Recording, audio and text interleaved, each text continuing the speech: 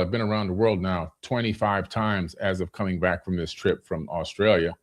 And just there's no other way I'd like to live my life. I mean, I spend 8 to 9 months a year in hotels. I'm always out in some desert, some field, some jungle somewhere, getting bit up or whatever. But man, I just absolutely love it. I can't think of any better way to spend life doing these things and discovering this stuff and seeing things that hardly anybody will ever see, discovering things that hardly anybody will ever discover, that go against the mainstream narrative. And some of it may get to the top, and some of it may just stay within this little circle of understanding, and that's okay.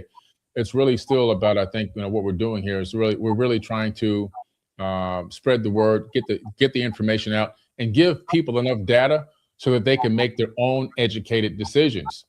And I think, I go along with you, Dan, and Robert. It's like, don't believe what we say, research what we say. Everyone's got their own path, right? And I think there's 101 ways to enlightenment.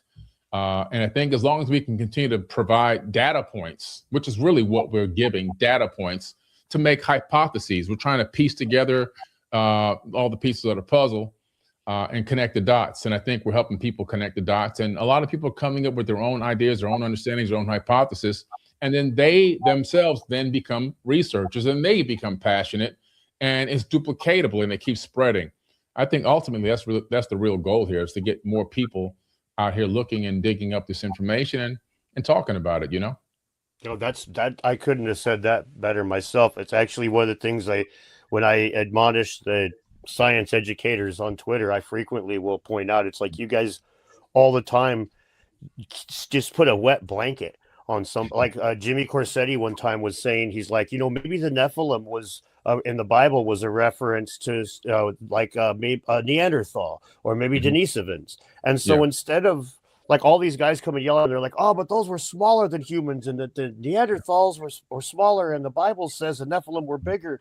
And it's like, you had the opportunity to say, hey, man, there's other species of hominid that were larger. You can check it out, like Gigantopithecus, and therefore take his passion and you send it into a research hole, into going and looking, or instead they throw a wet blanket on it. So it's by default falls on people like us in order to just keep that, even just on a basic scientific inquiry. You go look at how many, and ask archaeologists how many of them got into it because of Atlantis, Indiana Jones. It's no surprise that they all run around with their dusty fedoras and leather jackets like Indiana Jones.